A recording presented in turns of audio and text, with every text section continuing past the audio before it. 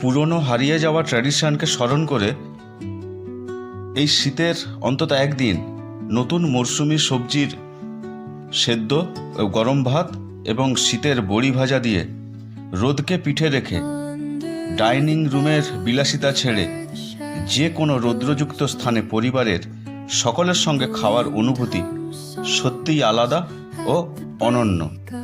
আপনারা চেষ্টা করে দেখতেই পারেন, দেখবেন ভালো বই খারাপ লাগবে না, অনেক পুরনো স্মৃতি স্মরণে আসে। নমস্কার, গুড আফটারনুন। আমাকে দেখে নিশ্চয়ই মনে হচ্ছে আমি কোথায় দাঁড়িয়ে, আমাদেরই বাড়ির ছাদে। তো সত্যি কথা বলতে, আমরা গ্রাম বাংলায় এই যে শীতকাল যখন আসে, তখন ঠান্ডার মাত্রাটা অতিরিক্ত হয়, তখন আমরা রোদটাকে বেশি পছন্দ করি এবং বেশিরভাগ সময় একটু রোদ যেখানে বেশি সেখানে আমরা বসি বা একটু সময় কাটাই।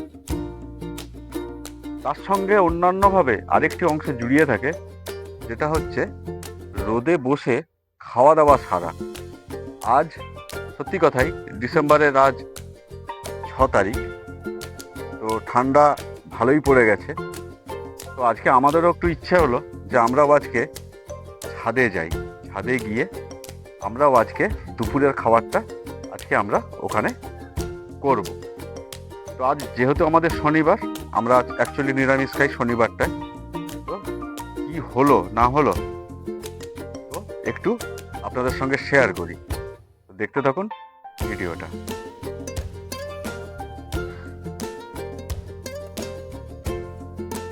আমরা আজকে সেই ছাদে খেতে বসেছি।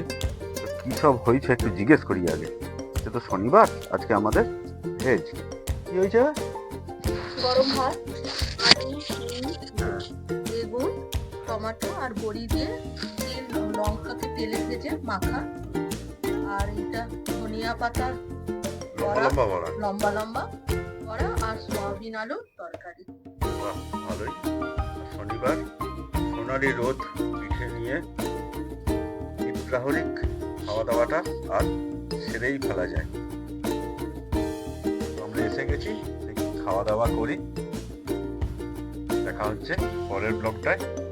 এটা কেমন লাগলো আপনাদের এই অভিজ্ঞতাটা আপনারা কমেন্টে বলবেন। চ্যানেলটি যদি ভালো লাগে একটু লাইক, শেয়ার এবং সাবস্ক্রাইব করবেন। তো এই ছিল আজকের দীপ্রাহরিক একটা ব্লগ, ছোট্ট ব্লগ বলা যায় না, একটা জাস্ট একটা এক্সপিরিয়েন্স, এটা আপনাদের সঙ্গে শেয়ার করলাম। ধন্যবাদ, থ্যাংক ইউ।